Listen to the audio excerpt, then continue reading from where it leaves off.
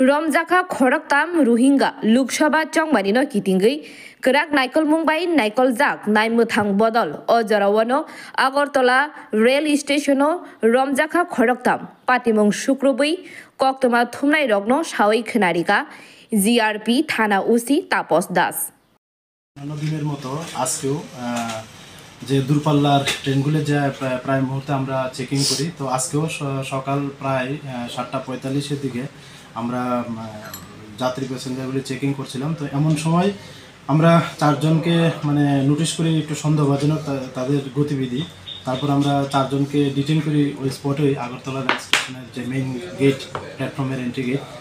তো তাদেরকে জিজ্ঞাসাবাদ করে প্রথমে জানতে পারলাম যে তারা রোহিঙ্গা এবং তারা প্রায় 8 বছর আগেই ওয়েস্ট বেঙ্গল বনপুল একটা বর্ডার আছে তাদের কথা আর কি, তারা বাংলাদেশ থেকে হায়দ্রাবাদে গিয়েছিলেন।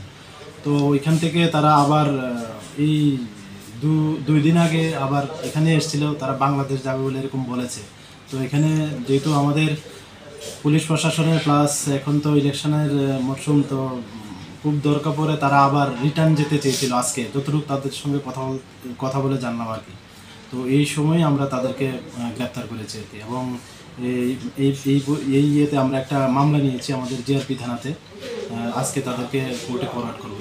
তাদের নাম হলো আব্দুল রশিদ, আর তাদের পিএস এমনি বলেছে মন্ডু, ডিস্ট্রিক্ট আইকুব মায়ানমারের।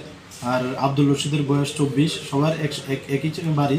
আরেকজন হলো এমডি ইউসুফ, ওর বয়স 23। আর 3 নম্বর যিনি আছেন উনি হলো এমডি হামিদ হোসেন, ওনারও 23 বছর। আর এই তিনজনই আর কি। ওদের কাছে কিছু পাওয়া গেছে কি? ওদের কাছে না এমন কিছু নেই, তবে একজনের কাছে একটা কিপ্যাড মোবাইল পাওয়া গেছে, এমনিতে আর কোনো কিছু নেই। আগরতলা নিসিমি প্রণামনি ককথম ব্যুরো রিপোর্ট খম্পই।